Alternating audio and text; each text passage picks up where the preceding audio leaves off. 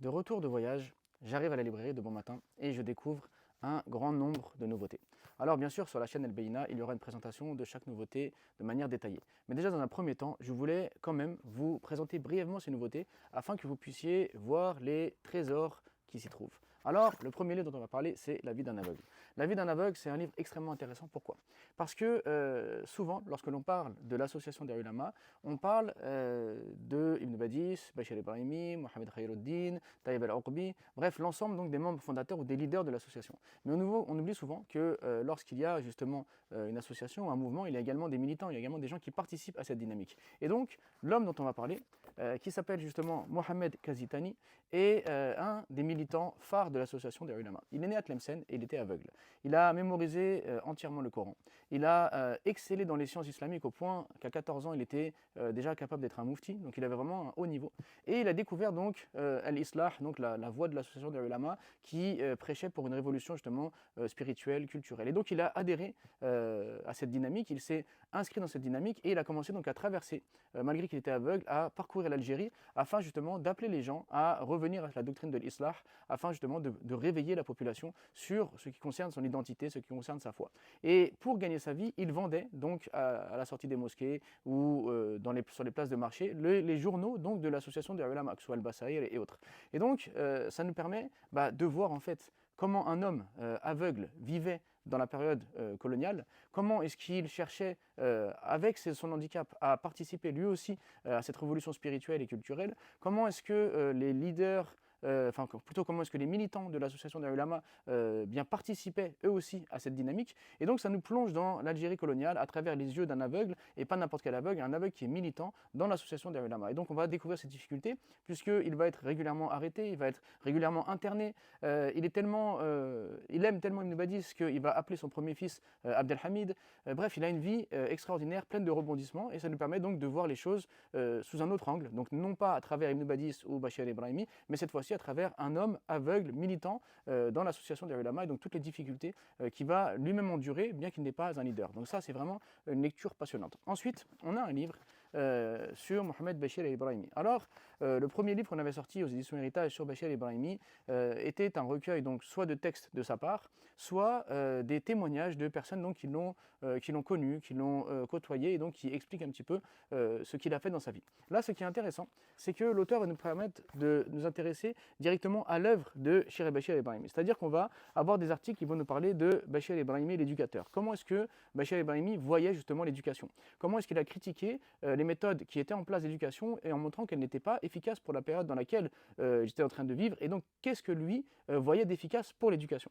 Ensuite, dans un deuxième temps, il va parler donc Ibrahimi le réformateur, et il va montrer comment est-ce que Ibrahimi justement regardait les problématiques du moment et cherchait à les réformer. Et donc il va donner des exemples clairs et nets, que ce soit sa position par rapport au maraboutisme, que ce soit sa position par rapport à la séparation du culte de l'État, donc la laïcité qui s'appliquait en France mais ne s'appliquait pas en Algérie par exemple. Ensuite, il va parler d'Ibrahim le politicien, donc il va montrer comment Ibrahim justement, Ibrahimi pardon, va se comporter par exemple face aux événements du 8 mai 45, et donc on va apprendre que il va être emprisonné après les événements du 8 mai 45, que les événements du 8 mai 45 vont avoir une autre conséquence, c'est que personne n'aura le droit de parler de ce qui s'est passé. Ça veut dire qu'on va faire disparaître donc les preuves des massacres du 8 mai 45, et un des premiers qui va oser raconter ce qui s'est passé, qui va montrer la violence de ces événements, ce sera Bachir Ibrahimi lui-même quand il sera libéré de prison, donc il va briser un petit peu le silence. Bref, on va donc découvrir Bachir Ibrahimi sous un autre angle. Et c'est extrêmement intéressant donc de voir comment est-ce qu'il était pédagogue, comment est-ce qu'il était militant, comment est-ce qu'il était politique, mais pas justement dans le sens qu'on l'entend aujourd'hui. Ensuite, un coup de cœur, la beauté du foulard. Donc le foulard, c'est en permanence d'actualité. On parle du voile à chaque fois, donc, que ce soit au niveau politique, médiatique, etc. Chez les musulmans, souvent, lorsqu'on parle de la question du voile, on la parle d'une manière de manière théologique, en parlant donc de la manière dont le voile doit être porté, etc., etc. Mais on oublie la dimension spirituelle ou la dimension esthétique qu'il y a derrière le voile. Et donc, l'auteur va nous proposer de nous intéresser cette fois-ci au foulard, non pas à travers donc, les textes qui montrent comment le foulard doit être porté, mais plutôt qu'est-ce qu'est-ce qu'il y a derrière le foulard? Quelle est la dimension spirituelle? Quelle est la dimension esthétique qu'il y a derrière le foulard? Et franchement, c'est une lecture rafraîchissante qui peut être lue par des musulmanes et par des musulmans, comme par des personnes qui ne sont pas musulmanes, afin donc de dépasser un petit peu les clichés qu'il y a autour du voile et de bien comprendre ce que signifie le port du voile pour une personne qui le met.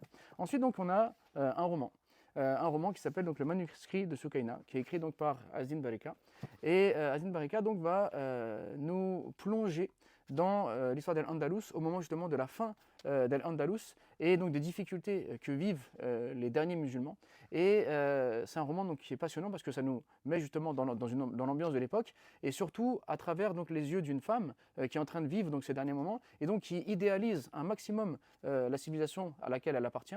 Et donc ça surjoue un petit peu les événements de manière volontaire et c'est finalement passionnant à lire. Et puisqu'on s'approche de l'été et que souvent on aime les lectures un petit peu, on va dire, de distraction, même si le roman lui-même est bouleversant, eh bien je pense que ça en passionnera plus d'un. Et ensuite on a La Promise de Jakarta, qui pareil est un roman extrêmement intéressant où on se trouve donc en Indonésie, pardon, et il y a un dictateur qui dirige le pays de manière très violente et très dure et qui s'en prend donc justement à la fois des musulmans et des musulmanes et les gens n'osent pas résister, ne savent pas comment faire pour résister et ben, il va y avoir justement une femme qui va oser briser le silence, qui va oser résister et donc on va suivre toute son aventure. Donc pareil pour un roman qui va nous permettre on va dire c'est un roman agréable à lire, facile à lire et qui va nous sensibiliser justement sur la souffrance que vivent certaines personnes à travers le monde.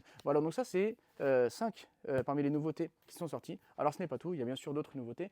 On a par exemple ce livre qui est écrit donc par le sociologue Hamza Esmili, donc il va nous parler de la cité des musulmans, une piété indésirable. Donc il va faire une analyse sociologique pour voir comment est-ce que les musulmans voient justement leur retour à la foi et comment cela est perçu par les politiques ou par les médias et donc de montrer vraiment l'opposition entre la manière dont les musulmans vivent cela et la manière dont ça peut être perçu par d'autres et donc ça permet un peu de déconstruire ou de nuancer ce qu'on entend en permanence donc dans les médias. Mais bien sûr il y aura peut-être un entretien avec l'auteur et bien sûr une présentation du livre bien plus détaillée. Je vais m'arrêter là parce qu'on est déjà à 7 minutes, il y a encore plein d'autres livres qu'on pourrait présenter mais ça viendra sur la chaîne El Baïna.